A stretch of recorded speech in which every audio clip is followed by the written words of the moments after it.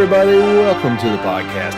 This is the JRPG Report, episode 208. My name is James Fisher. Thank you for tuning in this week. We've got a really good podcast for you today, as Sony had their State of Play a couple days ago on Wednesday, and it promised 20 minutes of footage, and they were going to focus on Japanese developers, which obviously opened the door for JRPGs. And indeed, we did get them, but I wouldn't say it was exactly what I was expecting.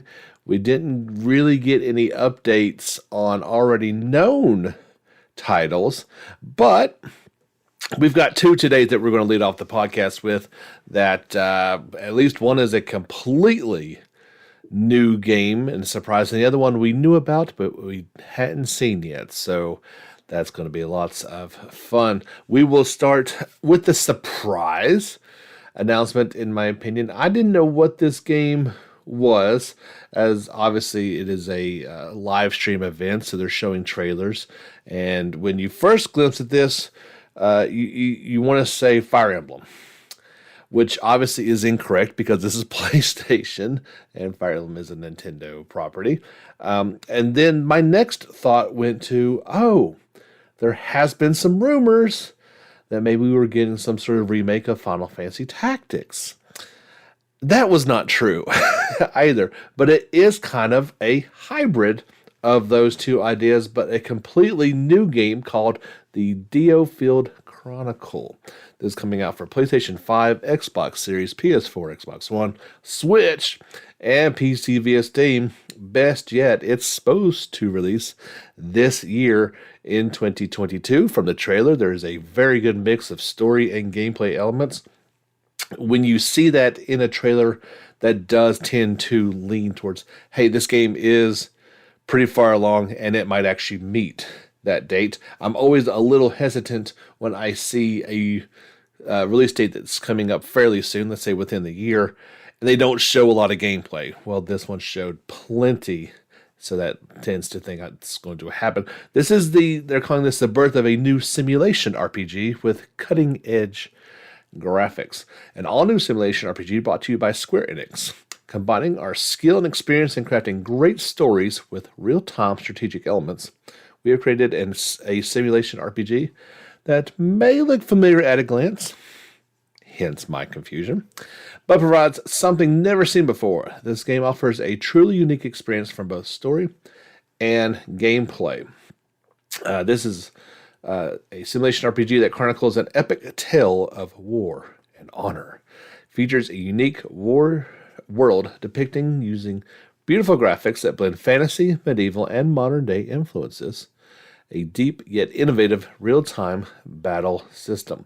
The battles in this game are defined by the swift assessment of battlefield conditions and issuing decisive orders that take advantage of your true strengths and weaknesses to gain advantage over your foe. Make clever use of a variety of skills, classes, and equipment to attack the enemy and complete your mission. This one uses the diorama-style battle scenes. We saw that a little bit with Mistwalker's game over on the Apple platform, and the name has completely escaped my mind as we are thinking of this one. But the natural environment and cultures of the island of Diofield, combined with the unique diorama-style textures to create a clear and beautiful visual aesthetic. When you see the trailer, it is a quite unique looking game. I would say it's beautiful, in my opinion. Some people may look at it and not think it's so great, but I do think it's a very pretty game and has a graphical style all its own, which is important, in my opinion. Like, so this one's supposed to come out this year. It has Japanese and English voices supported. Text options include Japanese, English, French, German, Chinese, in both simplified and traditional Chinese is both simplified and traditional. There are no online features as of this moment. So I kind of like that. Square Enix is developing this in partnership with Lancarse, Lancarse. Some of the pedigree behind it. Producer and planner is Hiratu Yuki from Square Enix. Directors from Square Enix include my guy Takahiro, and from Lankarsi is Fuku Hirofuma. The character designer you may or may not have heard of is Takiki, who has worked on Lord of Vermilion 3 and 4. The concept art, which I think you will recognize, maybe not by name, but by notable works, is by Kuro Ayamasu, who has worked on Final Fantasy 12 and 13. Definitely you can tell that. So the basic game flow goes down to, we talked about the Nepotel of war and military intrigue, where you struggle for victory alongside numerous different forces. The player will participate in a war council event to plan strategy, select missions to tackle, and train up their units before taking to the field to command them in real-time battle. Rumor, intrigue, the fires of war, human drama, and the histories of the unique cast of characters are depicted through amazingly detailed story events that will draw you into the world and the story of Diofield. Beautiful illustrations that depict changing of the times and the narration that moves them along are one of the standout features of the game. And there are briefing scenes where the current tactical situation and an outline of the coming operation are explained on a tabletop map. These are important for following the flow of events and interactions between characters. I guess the main character of this is going to be called Andreas, and he can be controlled freely while at camp, talk to members of your mercenary company, enhance your units and equipment, and prepare for your next mission. There's kind of 4 main characters, and they make up the Blue Foxes mercenary group. Andreas is one of those, along with Frederic, Iskarion, and that's that's a name. Walta Quinn is a female character. The other 3 are male, and they kind of lead your mercenary group. Also at HQ, weapons can be bought from stores or developed by collecting and processing raw materials. Each weapon has its own attached skills, and different characters can equip different weapon types. You can enhance your units. Units can be enhanced using commemorations. Each different unit can learn various different skills to prepare them for the battle to come. Army composition. A unit is made up of a leader and its adjutants. Yes, with the leader determining the overall status of the unit and the skills it can use, and adjutants bringing additional skills. And then there's the world map. Select a mission to attempt and review the nature of the operation. Completing the different victory conditions set for each mission allows you to claim rewards. These battles are pretty cool to see play out. They play out in real time. You'll issue orders to the various divisions of the Blue Fox Mercenary Company and complete your mission. Split-second tactical decisions are the key to securing victory. Battles essentially play out in real time. You'll select a unit from your army and instruct it to move or attack in a suitable manner. You can also select to issue orders to all units at once, so adapt your commands to the situation at hand. You can even use an ambush attack. Use one unit as a defensive role to weather enemy attacks, and then maneuver another unit around to attack from the rear. This is called an ambush attack, and inflicts massive damage. There was a bunch of screenshots to go along with the new trailer that went out. There's a vast story of war and all those other fun things. It also goes into some of the characters that you will meet in this. So this goes on for quite a while. You can check out the full article that you can read on our YouTube channel. You can't read anything on YouTube, on our Facebook and or on our Twitter feeds if you're curious more. But I'm sure we will also learn more about this, including a release date. So far, it's just saying 2022. With it being announced here in March, I would probably tend to lean more towards a holiday. The schedule gives them a little more time to put polish on this, but it looks really good. It has been well documented on this podcast that I cannot play strategy RPGs. When I see stuff like this, it's very intriguing. It makes me want to try. Obviously, this one does sound like it's got some more real-time elements to it. not traditional, Fire Emblem type of game or tactics. So maybe it could be one of the ones that gets me into it. Maybe they'll put a demo out so I can try and see if I can play it or not. But that was not the only thing announced at Sony's State of Play. We'll get into the other big announcement next here on the JRPG Report. Now, unlike the Diofield Chronicle, when I saw this game pop up at State of Play, I knew exactly what it was.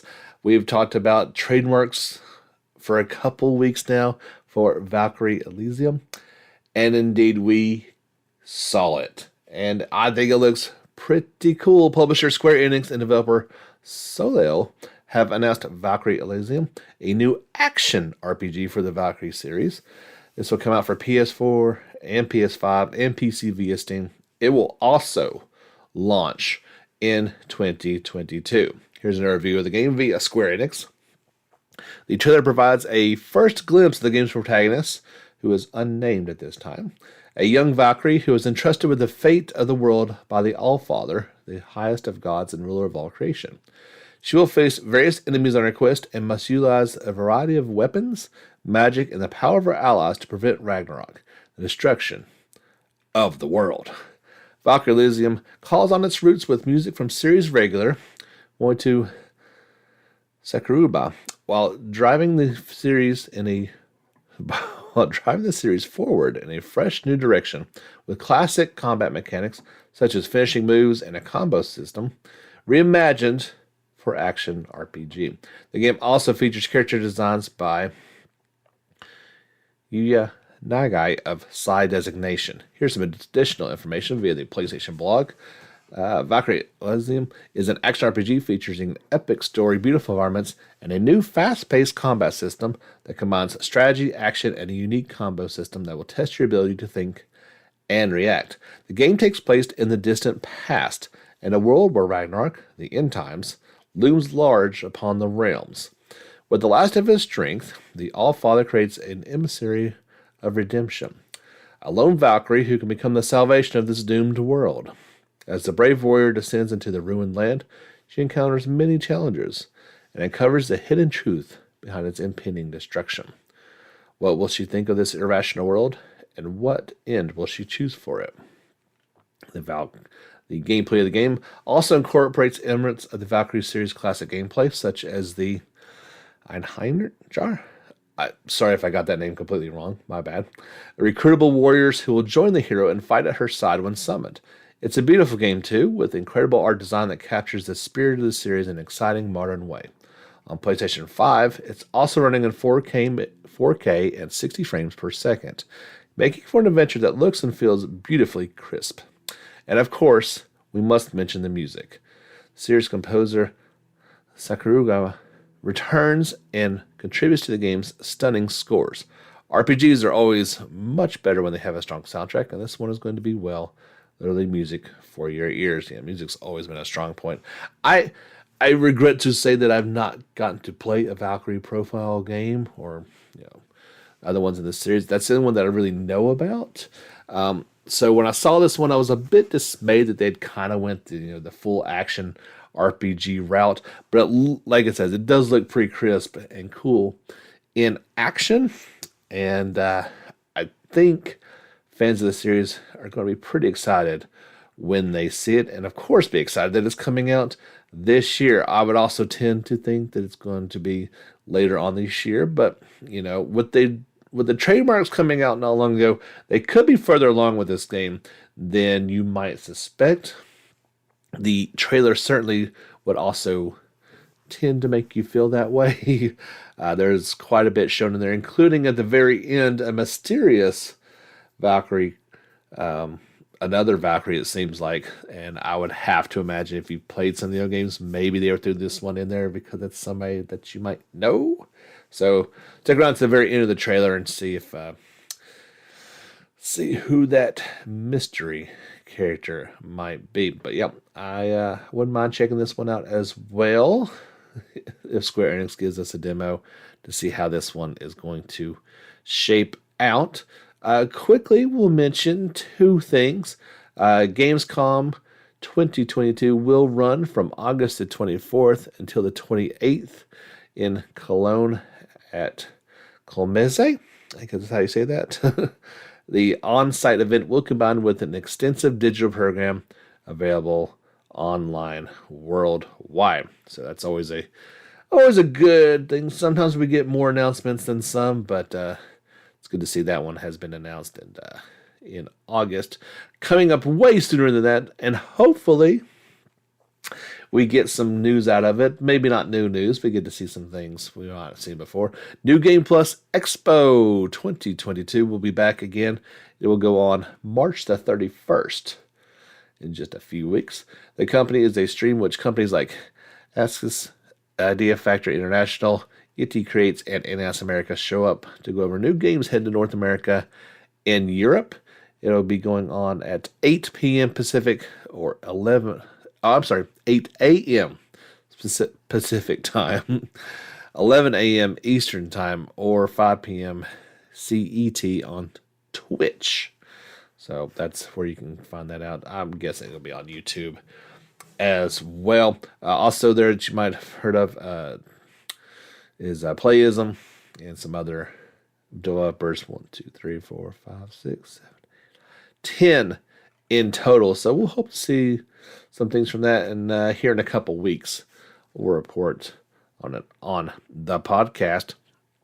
Got some Chrono news for you guys. Chrono Cross released 2 brief snippets on their Twitter page. First showing off Surge's dash and slash attack. Looks better than ever. Looking forward to seeing that one in action. The second one shows off Luminaire. Surge's attack, that of course is a return of Chrono's skill from Chrono Trigger. They say you get that after 15 stars. His first dash and slash attack is of course available after 3 stars, which are earned by defeating bosses in the game. If you'd like to see those, you would need to see our either Twitter or Facebook pages in order to see those attacks. Or of course be following Chrono Cross on Twitter. You could have saw them that way. Of course, we have that release date of April the 7th for Chrono Cross the Radical Dreams edition. I'm sorry. That was Dreamers. I guess not. Coming to Switch, PS4, Xbox One, and PC on April the 7th. I don't know if that one showed up yet on the PlayStation Store. As of the last time I checked, it still wasn't there. It was available on Steam and on the eShop. In honor of Chrono Cross, unless I've done this already, I'll need to go back and double check my soundtracks. If I've not played the Chrono Cross soundtrack, that will be the next one coming up for March. So I guess I need to check on that before making the official announcement, but that is upcoming, hopefully. In other Chrono news, Chrono Trigger, no announcement about it finally coming to modern consoles, but the PC version is getting a new update, I guess technically for the mobile version as well, but this update will have an option for 21:9 ultra-wide aspect ratio. It expands the total number of save slots to 20, which may not be the biggest deal for an average JRPG, but with the multiple endings to this game, you need multiple save slots. Improved general operability, always nice, and a 1.5 times auto battle speed boost. The update is live as of today, March the 11th. It's the first time Chrono Trigger PC version got an update since August of 2018. Yeah, that's been a while. So that's always a good thing as well. I really hope that Cross does well, and so Square Enix is like, hey, wait a minute. We've already got this optimized for PC. Why in the world have we not brought this out for Switch, PS4, and Xbox? It doesn't make a whole lot of sense. Now, if all there was the mobile version, and we still had the fantastic 3DS version, then yeah, you got to put a little more time and effort to it. But if you got it ready for PC, then you got it ready for consoles. Come on, Square Enix, shut up and take my money. I paid 60, 70, whatever bucks it was back in the 90s for Chrono Trigger. I would like to pay whatever amount you set down to play it again. So yeah, make that happen. We got some new information from Atlas about Soul Hackers 2. In addition to a ton of screenshots that you will need to follow to our social channels in order to check them all out. There was a little bit of information shared as well. So Soul Hacker 2's heroine is Ringo. She'll be aided by Fig, Arrow, Milady, and Saizo. Ringo and Fig are both Aeon digital sentient beings who are attempting to help and save humans. While people will play as Ringo, Aeon will be a supporter who provides assistance to the devil summoners. Ringo uses soul hacking to revive the recently deceased and help in achieving their goals. Each of Ringo's allies are humans. Ringo's is brought back via the soul hack to fight alongside her. They tend to represent different sides. For example, Saizo is a freelancer who isn't affiliated with any faction. However, Milady belongs to the Phantom Society, and Arrow is connected to the Yadakusuru. If Ringo and her allies team up with their demons and hit foes' weaknesses, they can trigger a Persona-style all-out attack called a Sabbath. So you'll want to check out all those screenshots. It looks pretty awesome. It was also announced, not surprisingly, as this... If the game's coming out for PS4 and PS5, it needs to have this feature. I can't imagine any of them would not. But consumers will be able to upgrade their PS4 version to the PS5 version for free. This includes the ability to move their data from the PS4 version to 5. There are some stipulations. If consumers have purchased the PS4 physical edition, they will need to insert their disc into 5 to boot up the game. Yep, that's how it works. However, the PS5 version of the game can then be downloaded for no additional charge. That's all well and good. I can't imagine any game. I mean, maybe some of the older ones, there might be some sort of fee to up, but anything that's released nowadays needs to have that. Soul Hackers 2 will come to PS4, PS5, Xbox One, Xbox Series X, and PC on August the 25th in Japan. We'll get it on August the 26th in North America and Europe. Anyone who pre-orders will get the Persona 5 themed pre-order bonus. Final Fantasy, you might have heard of this series. It's been around for a while. In fact, of course, they are celebrating their 35th, that is 35, anniversary, and then updated their website with a fancy new logo. Of course, there's some. We've kind of talked about they're teasing more information about Remake Part 2 this year. This is the 30th anniversary of Final Fantasy V. It's the 25th anniversary of Final Fantasy VII, and the 20th anniversary of Final Fantasy XI. So it's kind of cool that everything worked out so well. They are promising more announcements that will bring fans closer to Final Fantasy sometime this year. They didn't really go into what that means. Stay tuned. As soon as we have some announcements, we will let you guys know. As part of perhaps that celebration, and I teased this a while ago about how cool it was, the Final Fantasy VII Remake Buster Sword clock. That looks pretty incredible. Well, at least this burst my bubble just a little bit. I would love to have it. Don't get me wrong. But once you find out the price to things, you kind of have to scoot back. So I don't know how big this thing is. I'd say it's about average size, but it's going to cost you $188 when it comes out. And that's a bit steep for a clock. no matter how cool it is. It does play some music.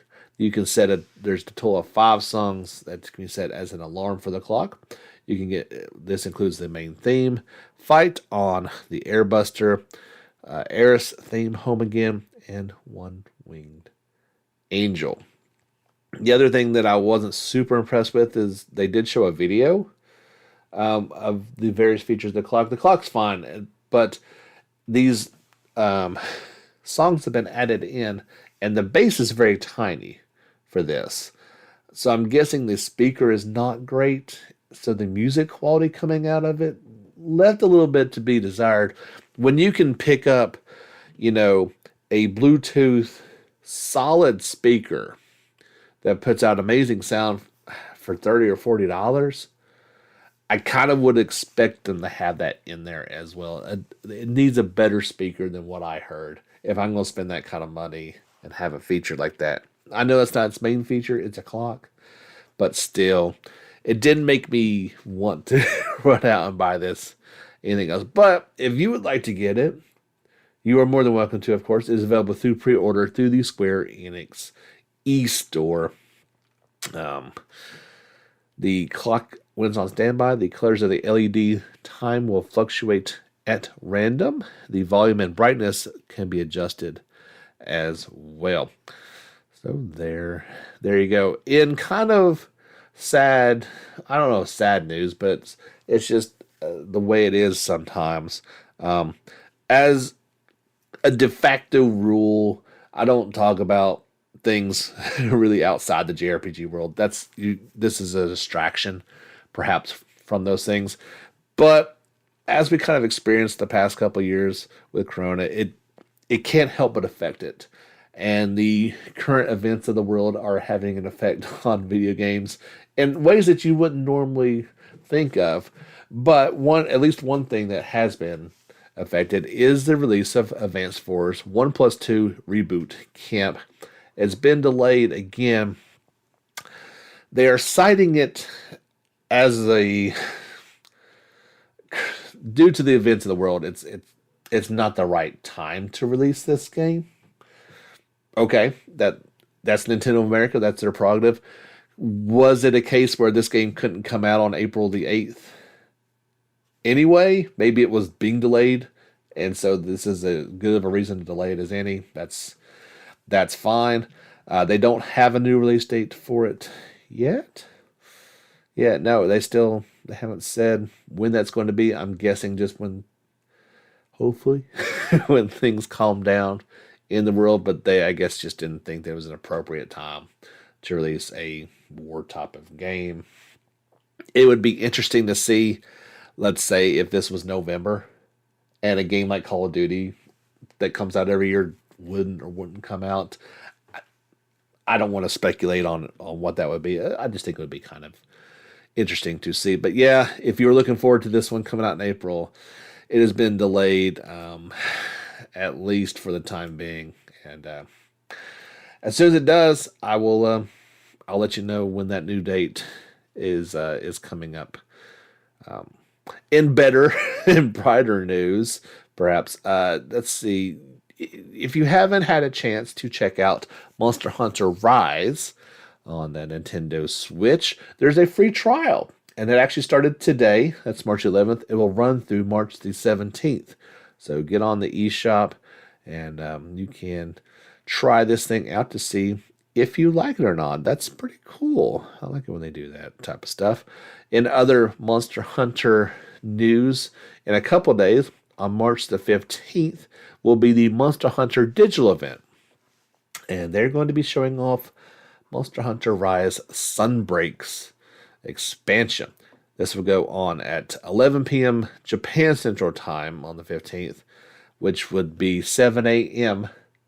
Pacific or 10 a.m. Eastern Standard Time. It will be held through the official Monster Hunter Twitch channel. Alongside the reveal of new monsters, gameplay, and more information will be shared through this event. This is the first time they'll show off, first time Capcom will show gameplay of Sunbreak on stream. To date, they've only released a couple trailers for it. So if you're looking forward to that, before its summer release. You'll be able to check that out on the 15th. Also, coming up here soon, we have a release date for Disgaea 6 Complete. It will launch in North America and Europe on June the 28th for PS5, PS4, and PC.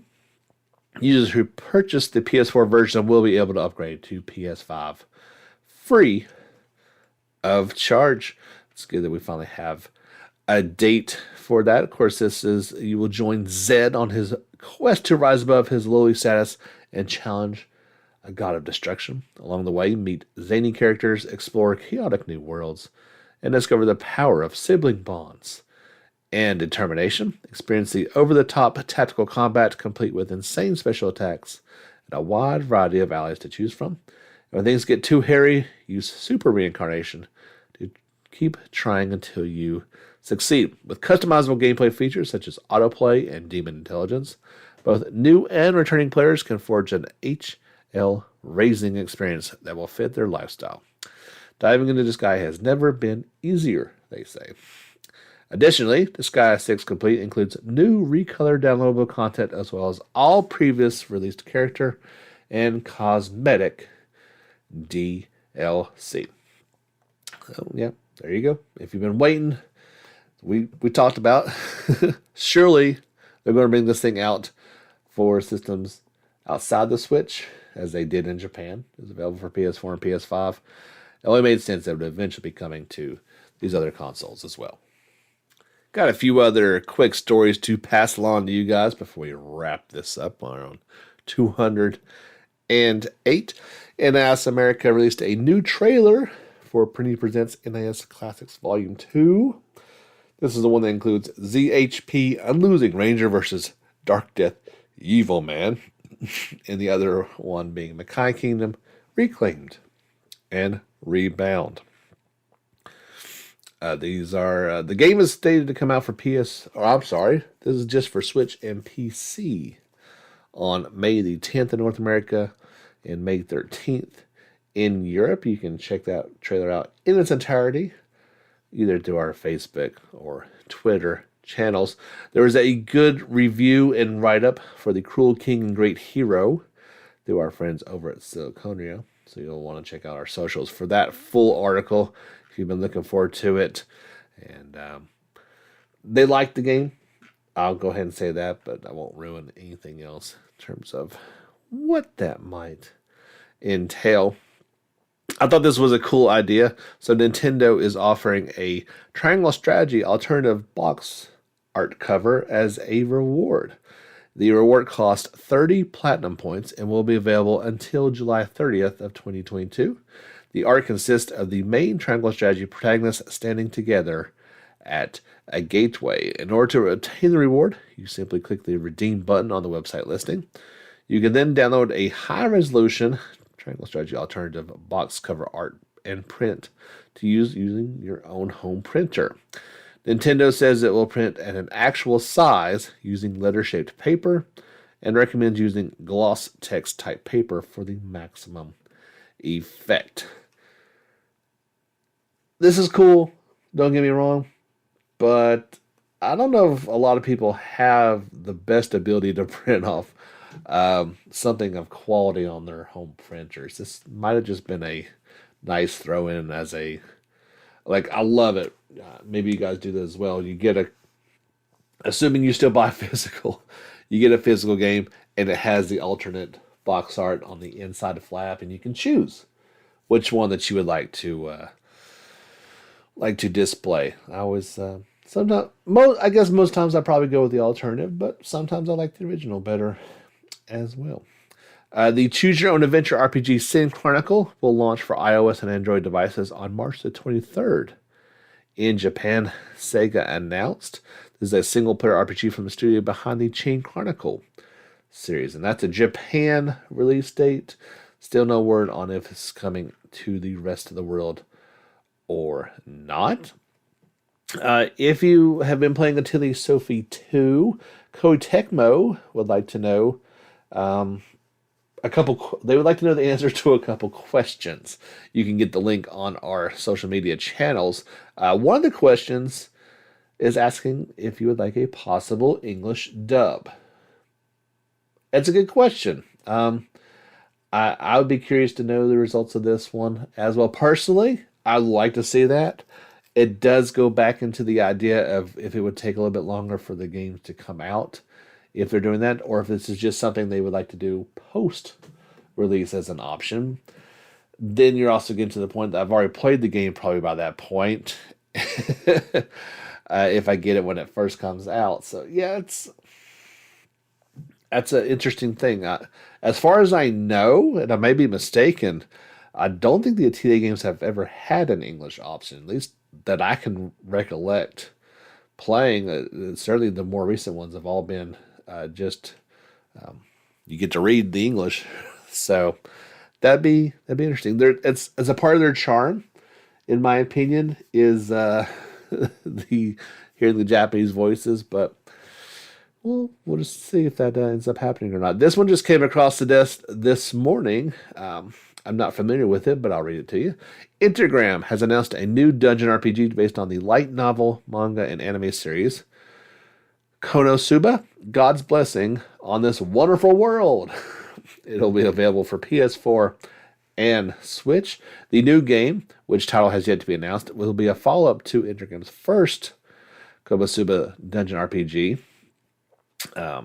Labyrinth of the Hope and Gathering of Adventures, which was released for PS4 and Vita back in 2019. Further details will be announced next week on March the 18th. There was a teaser website that was thrown up for this one as well. But hey, let's see if this one turns out to be cool or not. You never quite know with these ones. They could be kind of hokey or RPG Maker like, but we'll just have to see if that one turns out to be something cool or not. One final fun story I ran into from our friends over at Siliconia. They asked, what do you want to be the next HD 2D game? And obviously, Triangle Strategies launch and the recent reveal of Live Alive Remastered, they has piqued their interest. So the obvious answer is Chrono Trigger, at least in my mind. We'll have to see if that one happens or not. I don't know. That may be too much of a sacred cow for them to do or not. The first answer they got from their staff was from Stephanie, and her second choice was for purely sentimental reasons. She liked to see Brave Fencer Musashi. I don't know. That was an interesting game at the time. It could work. I don't know. I'm just reading their answers, right? The next person to answer was a fellow by the name of Josh. He says, is it too soon after release of Pixel Remaster to ask for a Final Fantasy HD 2D remaster? I don't think so. I would love to see it reimagined in that way. Obviously, we had the template with Dragon Quest III coming out, that taking those games and remastering, I think would be a great idea. And why not start at the beginning, right? And see how that goes.